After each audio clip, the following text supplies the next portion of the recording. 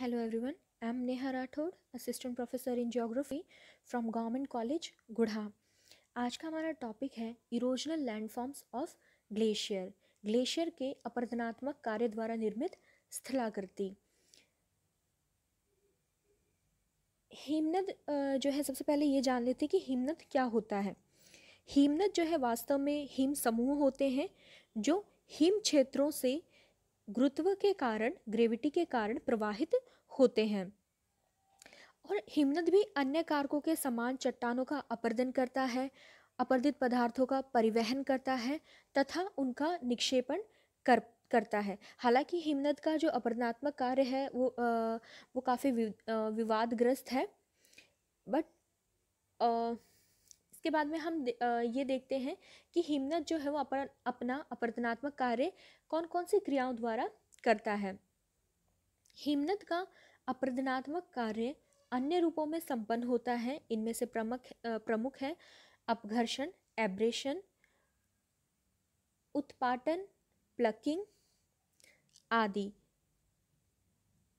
यदि हिमनद का हिम शुद्ध होता है तो उसमें अपरदनात्मक सामर्थ्य नहीं के बराबर होती है, परंतु जब हिमनद में छोटे छोटे कंकड़, पत्थर तथा शैल चूर्ण पर्याप्त मात्रा में होते हैं तो हिमनद अपरदन का एक सक्रिय कारक बन जाता है। ये पदार्थ अपरदन के यंत्र होते हैं जिनकी सहायता से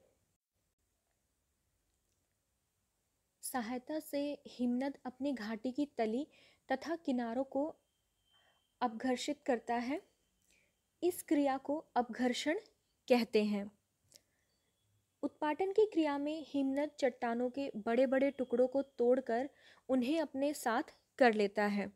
तो ये दो क्रिया थी, अपघर्षण और उत्पाटन, जिनके द्वारा हिमनद जो है वो अपरदनात्मक कार्य करता है।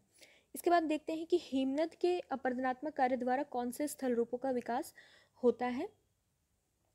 सबसे पहले यू आकार की घाटी, दूसरा लटकती घाटी, सर्क, टांड, आरेत, हार्न, नुनाटक, श्रृंगपुच्छ, भेड़पीठ शैल या रॉश मुटौने, हिमसोपान और लास्ट में फियोर्ड। अब बात करते हैं यू आकार की घाटी के बारे में। सबसे पहले इस तरह की यू आकार की घाटी जो है वो दिखती है यू शेप में अंग्रेजी के। पर्वतीय भागों में घाटी हिमनद ऐसी घाटियों से होकर प्रवाहित होते हैं जिनके किनारे खड़े ढाल वाले होते हैं और तली जो है सपाट तथा चौरस होती है। हिमनदों की ये घाटियाँ अंग्रेजी के यू अक्षर से मिलती हैं। इसी आधार पर इनको यू आकार की घाटी जो है वो कहते हैं। फिर है लटकती घाटी। लटकती घाटी जो होती है, जब हिमनद की मुख्य घाटी के तल से उसमें मिलने वाली सहायक नदियों के तल अधिक ऊंचे होते हैं तो सहायक घाटियाँ मुख्य घाटी पर लटकती हुई प्रतीत होती हैं। इसी कारण उन्हें लटकती घाटियाँ या निलंबित घाटियाँ कहा जाता है। ठीक है। और हिम के पिघल जाने पर जब इन लटकती घाटियों से जल नीचे घाटी में गिरता है तो प्रपात का निर्माण, वाटरफॉल का निर्माण जो है वो होता है। तो जो हैंगिंग वैली हैं वो इस तरह की दिखाई देती हैं।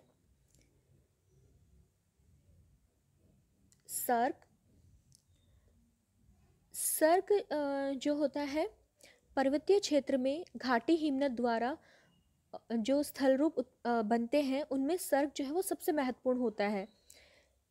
यह प्राय प्रत्येक हिमानीकृत पर्वतीय भाग में मिलता है।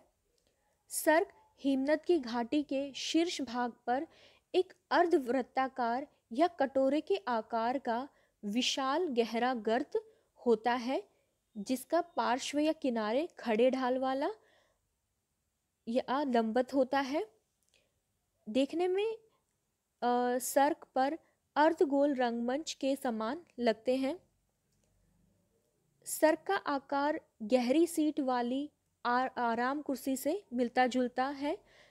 सर्क प्राय हिम से भरे रहते हैं, इसी कारण इन्हें हिमागर या हिमगर्त कहते हैं।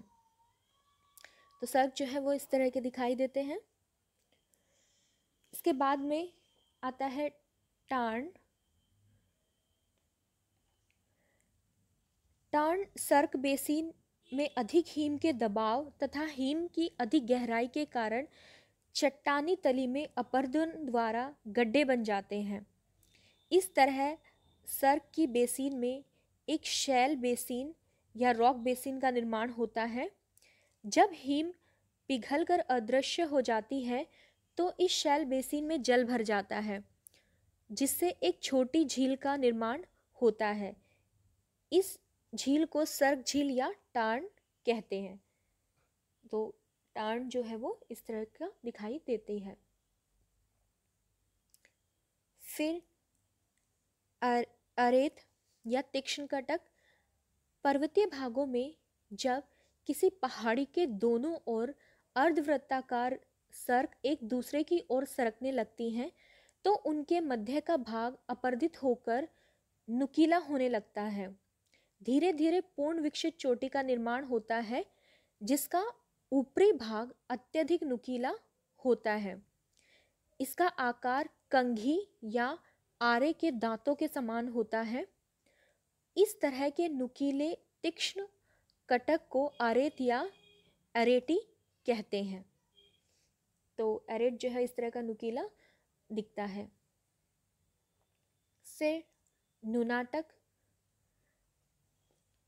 नुनाटक जो है वो विस्तृत हिम क्षेत्र या हिमनदों के बीच ऊंचे उठे टीले जो कि चारों तरफ से हिम से घिरे होते हैं, नुनाटक कहलाते हैं। ठीक है। फिर आते हैं शृंगपुच्छ, क्रैग एंड टेल। जब किसी हिम प्रभावित स्थल भाग में बेसाल्ट या ज्वालामुखी प्लग ऊपर गांठ के रूप में निकला रहता है तो जिस ओर हिमनद आता है उस ओर प्लग या बेसाल्ट के उठे भाग पर स्थित मुलायम मिट्टी का हिमनद द्वारा अपर्दन हो जाता है तथा ढाल उबड़ खाबड़ तथा खड़ा हो जाता है। ढाल से होकर हिमनद जब बेसाल्ट के उठे भाग या प्लग को पार करके दूसरी ओर उतरने लगता है तो प्लग के साथ संलग्न दूसरी ओर की मुलायम शैल का कम अपर्दन होता है, क्योंकि हिमनद द्वारा यहाँ पर शैल को संरक्षण प्राप्त होता है। इस कारण दूसरी ओर का ढाल हल्का तथा मंद होता है। यह हल्का ढाल दूर तक विस्तृत रहता है तथा देखने में बेसाल्ट की ग्रीवा या श्रृंग के पीछे संलग्न एक लंबी पूंछ के समान लगता है। इस तरह बेसाल्ट या प्लग वाले ऊंचे भाग को श्रृंग और उसके पीछे वाले भाग को पूंछ कहते हैं। फिर आता है रॉश मुटौने। हिमानीकृत क्षेत्रों में कुछ ऐसी हिम अपर्दित शिलाएं होती हैं जो कि दूर से देखने पर ऐसी प्रतीत होती हैं मानो कोमल ऊन वाली भेड़ बैठी हो। इस तरह से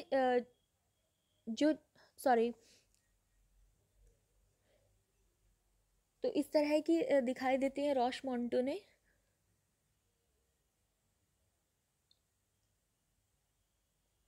ग्लेशियल स्टेयरवे, हिम सोपान। हिमनद घाटी के अपर्दन द्वारा उत्पन्न स्थल रूपों में सर्क के बाद सबसे जो हम कह सकते हैं आश्चर्यचकित करने वाला जो स्थलाकृति है उनमें से हिमसोपान एक है।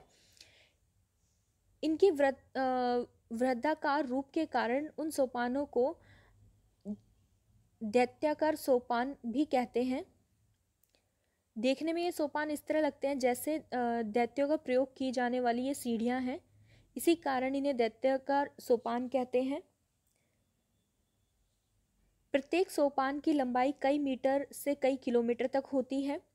सोपान एक दूसरे से लंबवत क्लिफ द्वारा अलग होती हैं। हिम सोपानों की उत्पत्ति कई रूपों में होती है।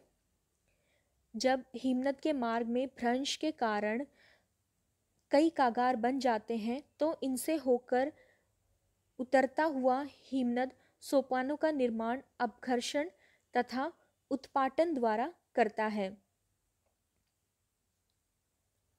उत्पाटन की क्रिया कगार के पद या आधार के पास होती है, जिस कारण वहां पर लंबवत क्लिफ बन जाते हैं। हिम सोपानों में क्लिफ के पास सिरे गहरे होते हैं। हिम के पिघल जाने पर इन गर्तों में जल एकत्रित हो जाता है तथा छोटी छोटी झीलों का निर्माण हो जाता है। इन झीलों को पैटर्नास्टर झील कहते हैं। सोपानों के साथ ये झीलें भी सीढ़ी नुमा होती हैं तथा देखने में ऐसा लगता है कि ये झीलें किसी माला के रूप में पिरोई गई हैं।